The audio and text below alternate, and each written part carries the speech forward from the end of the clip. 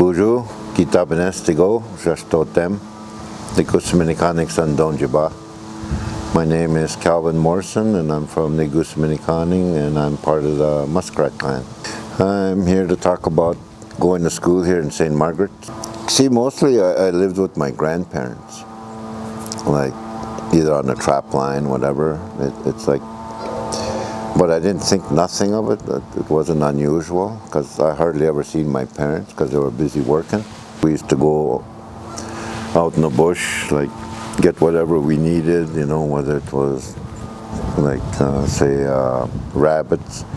I was made to get up at about 5:30 in the morning, you know, like in here you're a kid, and the last thing you want to do is get up early, but you had to because things needed to get done. And one day an RCMP boat came to the reserve, and there was a priest, RCMP officer, and the Indian agent at the time, and they talked to my parents, but I didn't understand what they were talking about. And I was asked if I wanted to go for a boat ride, you know, as a kid. Of course. Coming into town, I was happy until I got to the school here. There used to be a different building right here. There was a big white 3-story building. There used to be a barn back here, like that. Like it was like a farm, a working farm, because they grew potatoes and all these different things here. They had animals, chickens, everything. But anyway, coming to the front door, as I was led up the stairs, like there was a big entrance at the front, and I was told I had to stay, and that was the first time I ever felt fear, I guess, or panic, or felt abandoned, and I was really scared because my parents weren't allowed to come into the school because one of the nuns took me, and she looked pretty scary to me at the time because she was all dressed in black, and you know, the old outfits they used to have. And same with the priests, and but I hung on to the staircase, and I was crying, and I wouldn't let go, and they couldn't let go. They couldn't pry me off of it until they went and got one of the students to tell me. They allowed that person to speak in the language to me to say I had to go with them, and I did, reluctantly, but because I didn't really know what was going on at the time, and at that time I was 6. I had to learn how to speak English very quickly, you know, because we used to get hit, like if you spoke, you were called all kinds of names. We used to get the strap. We used to get ruler across the knuckles, and the old rulers with the metal in it, they used to hit us across the knuckles until you bled and you couldn't move your hands. And if you moved your hand, they would hit you more. So you had to leave your hand there, you know, and you weren't allowed to cry. Like you had to hold it all in. And I guess that's some of the kind of stuff that I learned over time as a child, you know, not to show my feelings or anything like that. So, and everything was very, like, you had to do everything they told you, you know, no matter what, you know, like when to go to bed, when to eat, when to do chores, like everything like that. And like there used to be 2 bathhouses here, like between the school. There used to be a fence, a white fence here. The girls were on that side and the boys were on this side, and you weren't allowed to talk to the girls, and you couldn't stand by the fence. You had to stand about 10 feet away, like say if you wanted to talk to your cousin or your sister. Like we weren't allowed to talk to our siblings, like because otherwise we'd get punished. Like so, like over time, like you develop this disconnect with your own family and your own siblings and all, even your parents. And so, with all that going on, like it's like they were slowly breaking me down on who I was. Like I didn't know that at the time, because I was just a child, and lots of bad things happened there. It's like all the different abuses, like spiritual abuse and verbal abuse and just corporate punishment, sexual abuse. It was everything happened. My biggest abuser, like sexually, was my supervisor, and it was,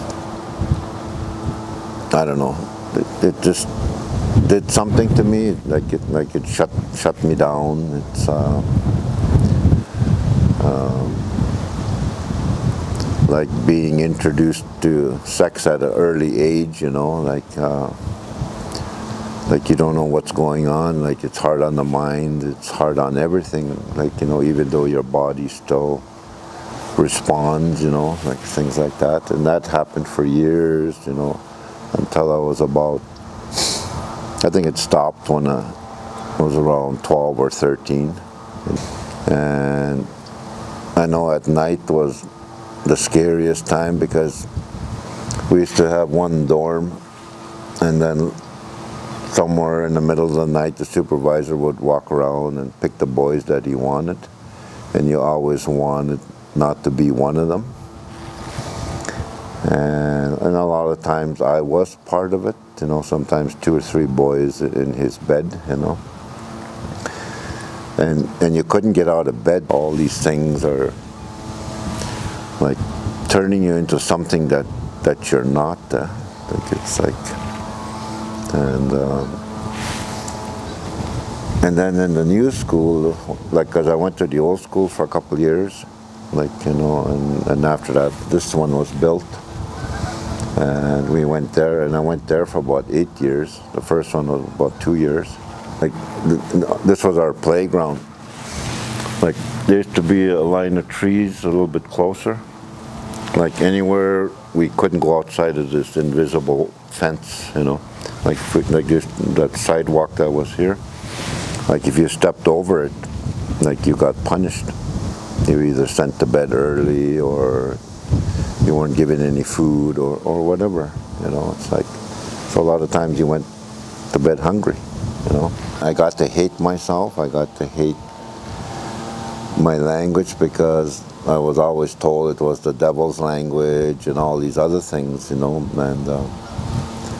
so over time I became ashamed of who I was, and I didn't want to be an Anishinaabe at all. So I did everything possible, and for me, I could pass, as a white person, as having fair skin and blue eyes, or whatever color they are. But I didn't fit into both sides, because the native kids would beat me up because I looked like a white kid, and then the white kids didn't like me because I looked almost like a Anishinaabe. So I had to fight both sides, just to be okay. And everything I was taught, I kept it inside, because I think that's what kept me sane, was what my grandparents taught me, what my parents taught me, and other elders in the community, because that's what I held on to. Even the language, I held on to it because we would speak privately with each other, but never out, because you didn't want to get punished now. And for a lot of years, I didn't practice anything, like, as I got to be a young adult, young man, started a little bit of drinking, like experimenting, like, I didn't do it because I did it because everybody else did it. It was just a norm at the time, until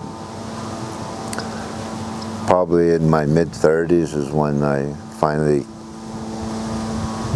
thought there was a better way to live. And so I gave that all up, and started following back, talking to the elders, going back to ceremonies, going back to the sweats. And that was my biggest healing, because it was reclaiming my identity, like who I was. And the language was a struggle because I knew it, but being punished so much, I was scared to talk, to actually, I was scared because of the shaming that was done to me.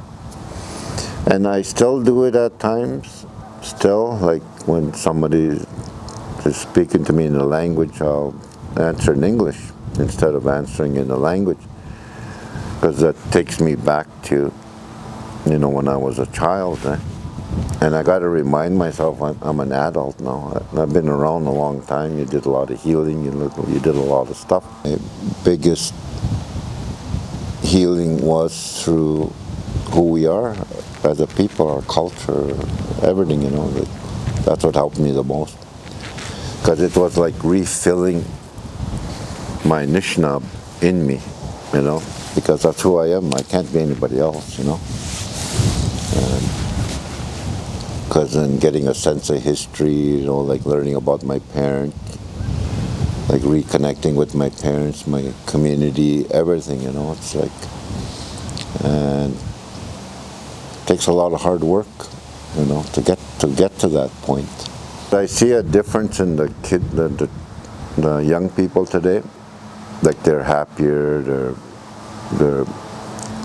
are a lot of things we weren't, like, I know some of us still, some families still haven't got there yet, and you see like a lot of the problems still today in the communities, the struggles that we still have. That's why I say we're not there yet, but sharing all these different things with our people will eventually get further ahead, like it's an uphill climb, and it's a big fight, and with our stories they can carry on that fight, for us, so that we don't have to fight anymore so much.